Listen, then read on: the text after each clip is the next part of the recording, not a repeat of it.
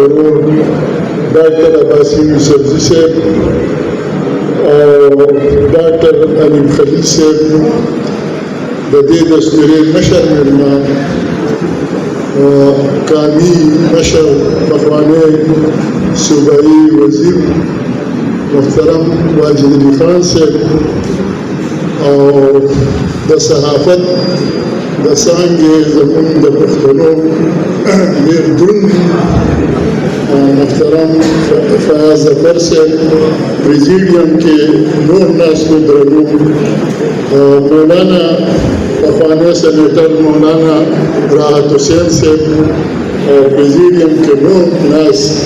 قدرمن او محترم مخامخ چې ماته کوم ناست دي د دانش میکروفون خاوندان ځوانان ټولو ته سلام او نیکې پرځونه وړاندې کوم. وخت کم دی، خبرې ډېرې نه کېږي او چلته چې عباسي وي او بیا خلیل وي نو زما په خیال چې دواړه دا په تفصیل خبرې وکړي. زه صرف دا وایم چې ډاکټر عطاالرحمن عطا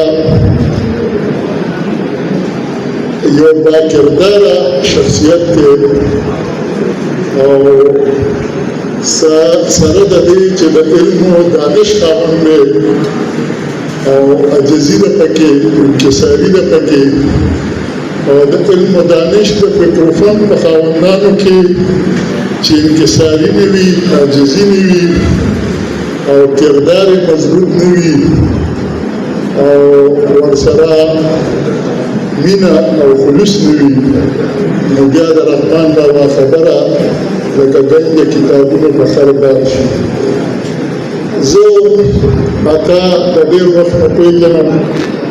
خو په 2014 کې اسلام آباد کې زموږ د دوه کتابونو مخکتنه کېده. یو کتاب د یو محترمې ویډیو سبینه قادر چې هغه د ویډیوړې سره تعلق ساتي هغې وی چې زما په کتاب به عطاالرحمن عطا خبرې کوي، مقالې لیکي. نو ټیک ده، عطا صاحب راغی او په هغې سپېڅلې جذبه باندې چې کومه مقاله په هغه وخت کې وویله نو هغه ټول ادبي محفل چې دی نو هغه متاثره کړ او د دې نه بیا وروسته هغه مقاله ما سره اوس هم پرته ده، کېدای شي تا سره نه وي، ما سره وه او د دې نه وروسته بیا د ډاکټر صاحب دا کتابونه راغلو. په کار دا دی چې را تاسو وګورئ. زه د ډاکټر عطاالرحمن عطا دا کوم سندي تحقیق چې دی دا طاهر افریدي افسانې کې حقیقت نګاري او تجزیه دا داسې کتابونه دي. بیا زما دا کتاب په ما چې کوم لیکلی دی دا داسې کتابونه دي چې دې د پښتو په اوسني چې کوم اثر دی په دې کې یو جمله خوړلی دی. ډاکټر علیم خلیل صاحب زما ملګري او ډاکټر عباسي صاحب نور ملګري به دلته ناست دي، هغوی به یې وکړي که هغه د متن د تدوین په حواله دی او که د تحقیق په حواله دی او که هغه د تخلیقي جوهر په حواله دی یو جمله کې خوړلی دی یو نړیوالی او هغه کوم چې د تحقیق میتود دی هغې باندې چې دی نو ورسم شوي دي. یو نوی روح یې ورکړی دی تحقیق له او اوس تنقیق یې هم ورکړی دی او د متن د تدوین دې یې هم ورکړی دی. نو زما په خیال چې په دغه سرخیلانو کې د دې اثر ډاکټر عطاالرحمن عطا یو دروند نوم دی. کله چې ته دا مقالات ته وګورې هغه ورځو کې لا په کتابي شکل بیا خو نوې یو مقاله وه او د هغې تقریب صدارت پخواني سینیټر فرحت الله بابر صاحب کول. په خپلو خبرو کې هغه بیا د عطاالرحمن هغه کې هغه پروګرام کې 3 مقالې وې خو هغه به د دغه مقالې بیا حوالې ورکول او ذکر به کول. او بیا ما دا وروسته وی چې دا لږ څوک دی ده خو ډېره زیاته خواري کړې ده نو په دې کې دا بریا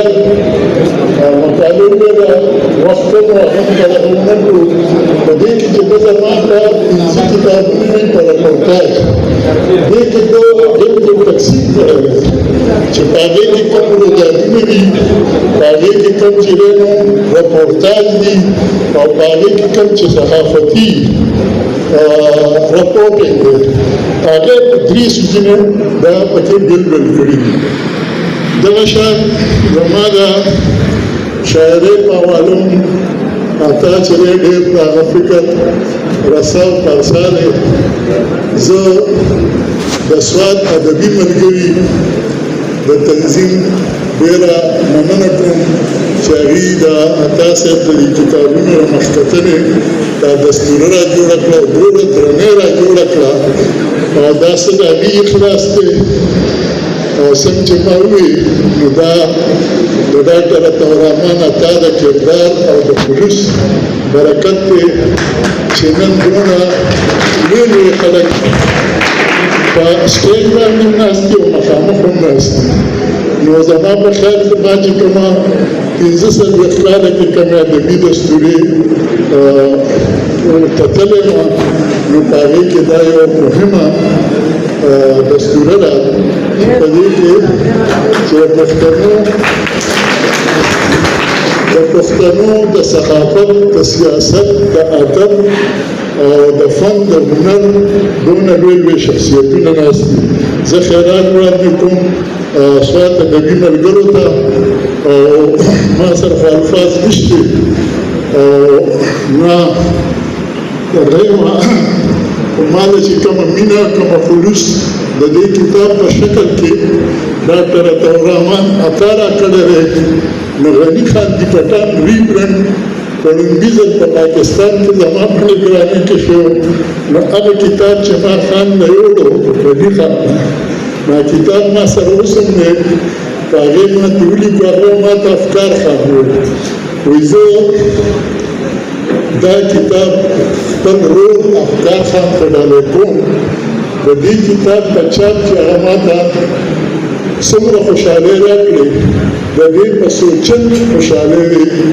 زما د رول الله ورکړي نو کله دعا زه چې دی ډاکټر عطاالرحمن عطا ډېره ډېره ډېرې زیاته مننه تاسو به اوس نور ستړي شوي یئ که نه سندره اورو غواړئ چې سندره واورئ